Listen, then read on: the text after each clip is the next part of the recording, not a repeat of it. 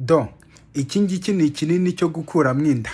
Uyu munsi turi tariki 2 cyangwa se turi ku munsi wa kabiri w'uyu mwaka 2026, ariko bamwe muri mwebwe mwamaze kukinywa, hari n'abamaze kunywa 2.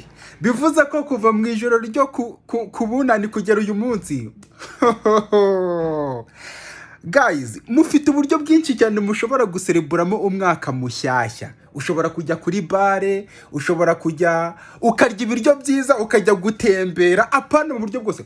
Ariko bamwe muri mwebwe buri kirari cyose kibaye hano, niyo ikirori cyaba kitakureba atari icyanyu, no kujya kwenjoyinga. None reba tariki 2 zonyine, umunsi wa kabiri nabwo haracyari kumanwa, hari abamaze kunywa 2. Hari n'abari bwire bamaze kunywa n'icya gatatu barimo kuzikuramo. Noneho ejo bundi ukajya kumva ngo hari ibibazo birimo kubera mu ngo, ngo buri gihe turatwita ngo indikavamo, nibyo binini biba birimo kubitera.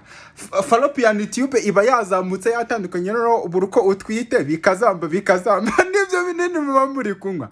Bari abantu bose burimo kwidagadurana nabo, iminsi mikuru hashyushye, Noheri, Bonane, nta nubwo ari bo muba muzashyingirwana. Mwagiye mugira ukwihangana koko.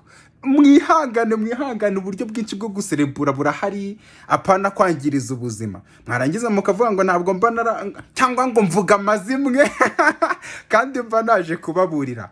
Ingoro nini icinyiye umuhezo irutwa n'itongo ry'umukunzi.